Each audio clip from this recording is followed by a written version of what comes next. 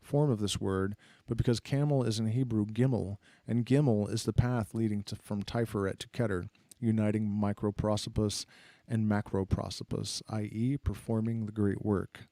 The card Gimel in the tarot is the high priestess, the lady of initiation. One might say even the holy guardian angel.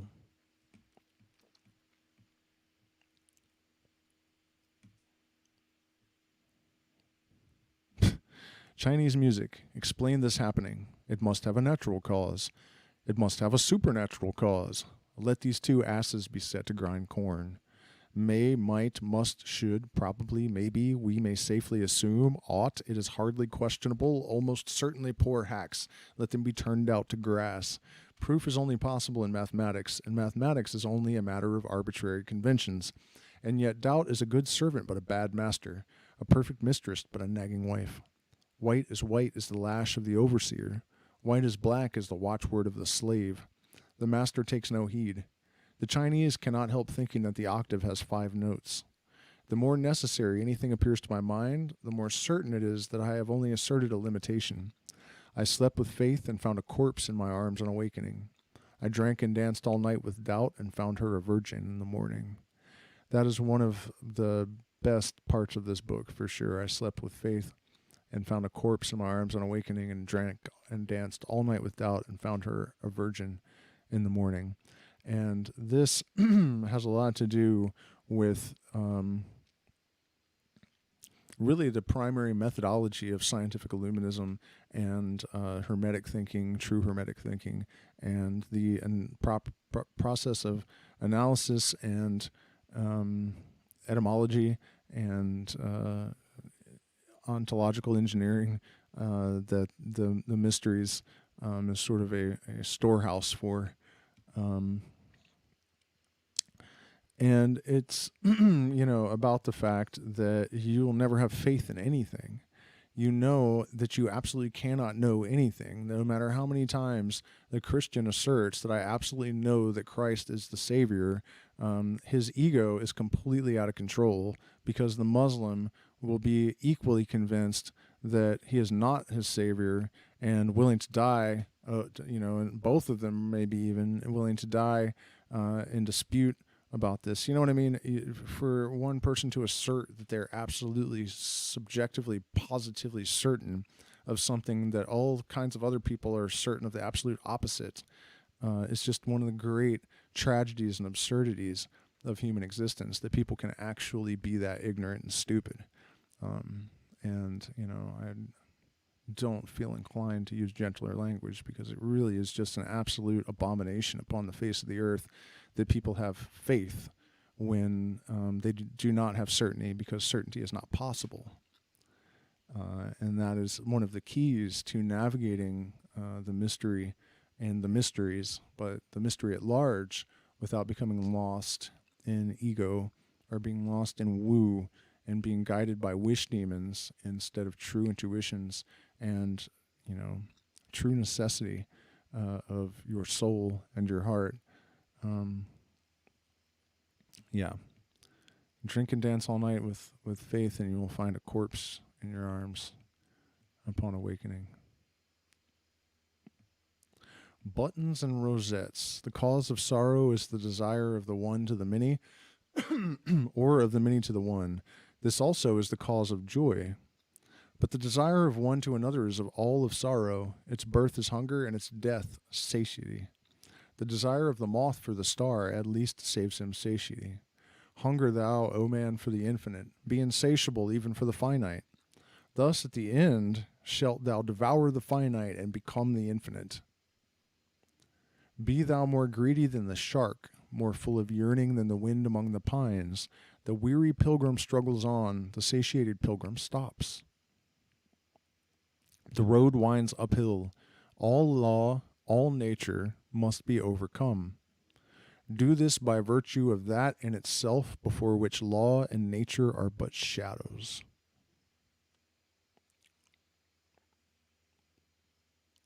And so this first line, I'll elucidate a little bit. The cause of sorrow is the desire of the one to the many, or the many to the one. This is also the cause of joy. In infinite nothingness, we would be infinite nothingness. How fun does that sound? How miserable does that sound? It's neither of those things. So when the one exploded into the million spheres and the million planes and all of this stuff, that was the cause of separation and sorrow. It was the introduction of duality and shadow. But at the same time, if it hadn't happened, we would not have the experience. The universe is one soul divided for the sake of union, as is written in the book of the law, and seems to absolutely be true. And so the cause of sorrow and duality and suffering is the desire of the one to the many, and the many to the one, but it is also the cause of joy because there would be nothing happening otherwise. So that is the great question about the devil's bargain, as it's been called. Is it worth it? We live in a world where babies literally get run over by tanks while they're already on fire or whatever. Make it as horrible as you can imagine, and it's happened to someone. Make it worse than anything you can imagine, it's happened to someone. It's probably happening to somebody right now. But, there's also all sorts of tremendously magical, glorious experiences happening.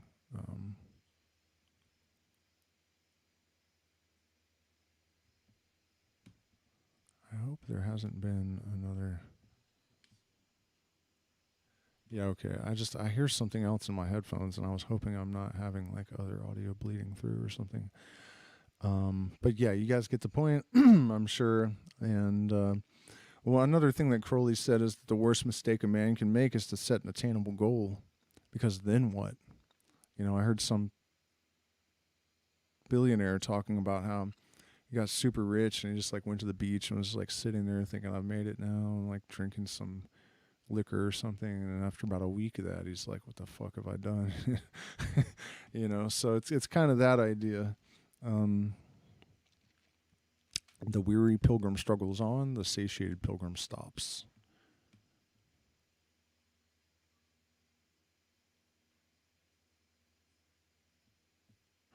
The title of this chapter is best explained by a reference to Mistinguet and Mayall. It may be hard to decide, and it is fortunately unnecessary even to discuss whether the distinction of their art is the cause, result, or concomitant of their private peculiarities. The fact remains that in vice, as in everything else, some things satiate, others refresh. Any game in which perfection is usually attained soon ceases to amuse, although in the beginning its fascination is violent. Witness the tremendous but transitory vogue of ping-pong and diabolo. Those games in which perfection is impossible never cease to attract. The lesson of the chapter is thus always to rise hungry from a meal, always to violate one's own nature, keep on acquiring a taste for what is naturally repugnant. This is unfailingly source of pleasure, and it has real further advantage in destroying the sankharas, which, however good in themselves, relatively to other sankharas, are yet barriers upon the path. They are modifications of the ego, and therefore those things which bar it from the absolute.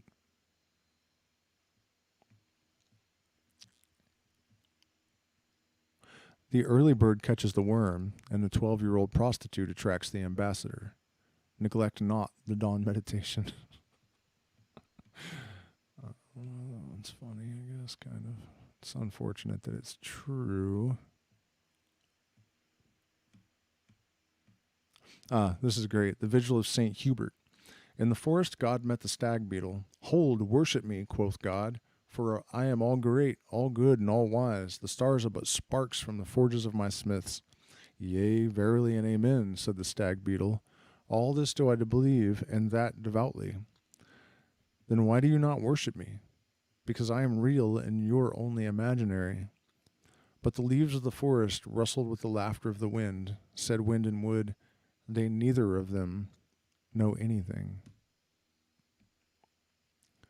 And so, with that, we have completed our investigation of the Book of Lies, so falsely called.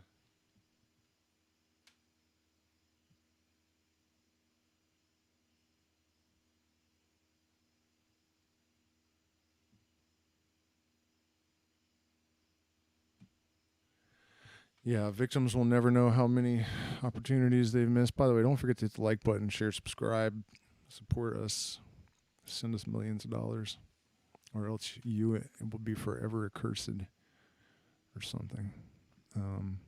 But yeah, after doing that LGBTQ video the other day, man, I mean, I knew there was going to be some stupid shit that was going to come from that, but I sure wasn't disappointed. It was really quite remarkable the way people were defending stuff, and how, even though I was saying that chant was likely started by some agent provocateur, either an enemy of the movement or the government itself, people still accused me of attacking the movement. It's like, man, that's just... Anyways, guys, if you have any questions or comments, I am down to answer them. Just wanted to check in with the chat. I guess I'll have a look at... Did I close the Book of Lies? Let me pull it back up, actually. Let's see, because I may have... may still have... Let's open it. I want to open. There we go. May still have some more to talk about. Let's see.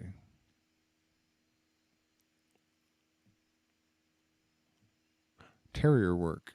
Doubt thyself. Doubt even if thou doubtest thyself. Doubt all.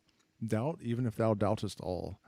It seems sometimes as if beneath all conscious doubt there lay some deep certainty.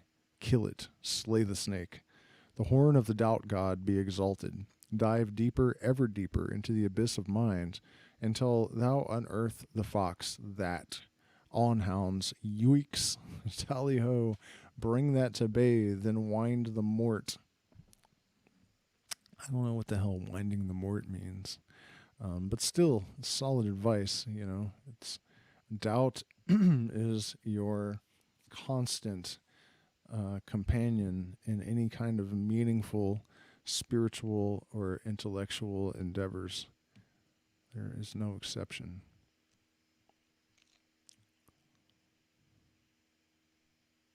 Oh, we didn't make it to the great secret of Freemasonry, did we, at chapter 69? That one's kind of pointless.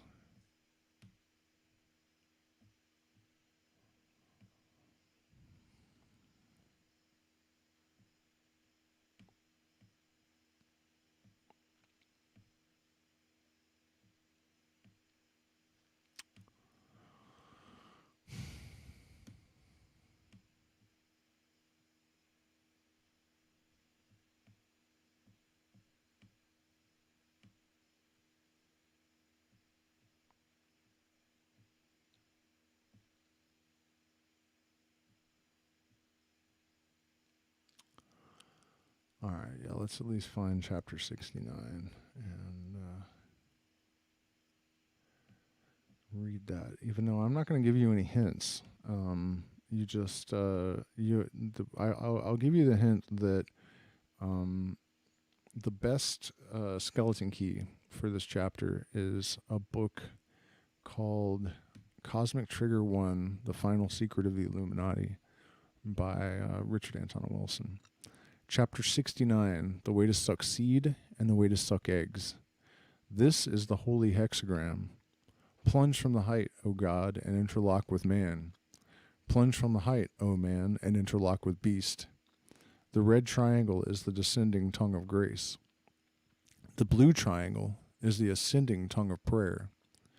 This interchange, the double gift of tongues, the word of double power, abrahadabra, is the sign of the great work, for the great work is accomplished in silence. And behold, is not that word equal to Chet, which is Cancer, whose sigil is Cancer? This work also eats up itself, accomplishes its own end, nourishes the worker, leaves no seed, and is perfect in itself. Little children, love one another. The key to the understanding of this chapter is given in the number and the title, the former being intelligible to all nations who employ Arabic figures, the latter only to experts in deciphering English puns. And this I was really surprised by, to realize that the 69 as a hieroglyph for oral sex existed in Aleister Crowley's day. Because clearly the double interlocking of tongues, red ascending and blue, that whole thing. I didn't see that coming. The chapter alludes to Levi's drawing of the hexagram and is a criticism of or improvement upon it. In the ordinary hexagram, the hexagram of nature, the red triangle is upwards like fire, and the blue triangle downwards like water. In the magical hexagram, this is revered. The descending red triangle is that of Horus, a sign specially revealed by him personally at the equinox of the gods. It is the flame descending upon the altar and licking up the burnt offering. The blue triangle represents the aspiration, since blue is the color of devotion, and the triangle, kinetically considered, is the symbol of directed forces. In the first 3 paragraphs, this formation of the hexagram is explained. It is a symbol of the mutual separation of the holy guardian angel and his client. In the interlocking is indicated the completion of the work. Paragraph 4 explains, in slightly different language, what we have said above, and the scriptural image of tongues is introduced. In paragraph 5, the symbolism of tongues is further developed. Abrahadabra is our primal example of an interlocked word. We assume that the reader has thoroughly studied that word in Liber D. The sigil of Cancer links up this symbolism with the number of the chapter. The remaining paragraphs continue the Gallic symbolism.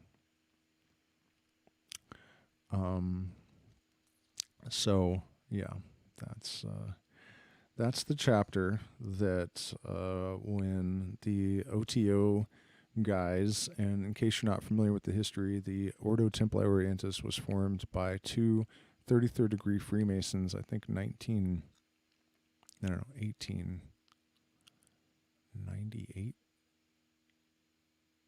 maybe. At any rate, and the charter, I guess, or the law, the legislative body of Freemasonry dictates that any order that has a lineage to 33rd degree Freemasons is a legitimate body of Freemasonry. Even though Freemasonry in general is not very friendly to the OTO, which is, by its own admission, a left-hand path lodge. But at any rate, it means that these guys did have legitimate claim to starting a new Masonic body, and they did have at least the rank of 33rd degree. And so they showed up at Crowley's house saying, how dare you print this secret in this book? And he said, I have not. And they said, but you have. And they pulled the book out from his shelf and said, it is here in chapter 69. And Crowley said that immediately the entirety of the meaning of the symbols of Freemasonry flashed upon his mind. And Robert Anton Wilson wrote about it at some length in Cosmic Trigger 1, The Final Secret of the Illuminati. Carey Street. When nothing became conscious, it made a bad bargain. This consciousness acquired individuality, a worse bargain. The hermit asked for love, worst bargain of all, and now he has let his girl go to America to have success in life, blank loss. Is there no end to this immortal ache that haunts me, sleeping or awake? If I had Layla, how could I forget time, age, and death, insufferable fret? Were I an hermit, how could I support the pain of consciousness, the curse of thought? Even were I that, there still were one sore spot, the abyss that stretches between that and not. Not far from the gutter, not far from the pew, I'll always remember to forget about you. I really like the first couple of lines. When nothing became conscious, it made a bad bargain. This consciousness acquired individuality, a worse bargain. But then it just goes downhill from there, I think.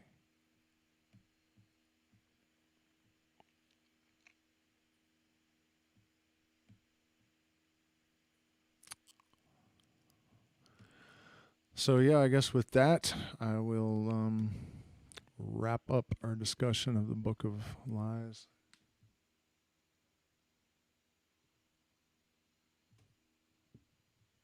No, I didn't see your top comment. Let me see if I can figure out what you mean.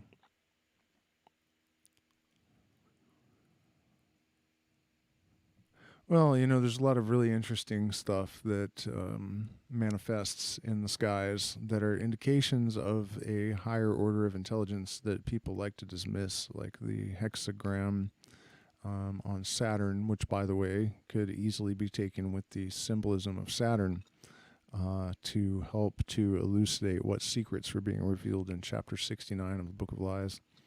And also the fact that Venus, actually, the morning star, draws a pentagram in the sky every 8 years, which is a number also associated with the morning star and another very well-known context.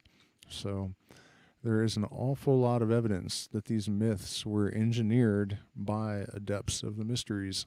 And my theory has always been that the reason people believe in these myths is that those deeper meanings that are encoded within them strike a chord, and that's why they work so well. But anyways, good night, guys. Thank you so much for spending this time with me. Please hit the like button, share, subscribe, support us on Patreon, all that stuff. I say it every time, but you got to do it. Got to do it, or I'll disappear like Layla.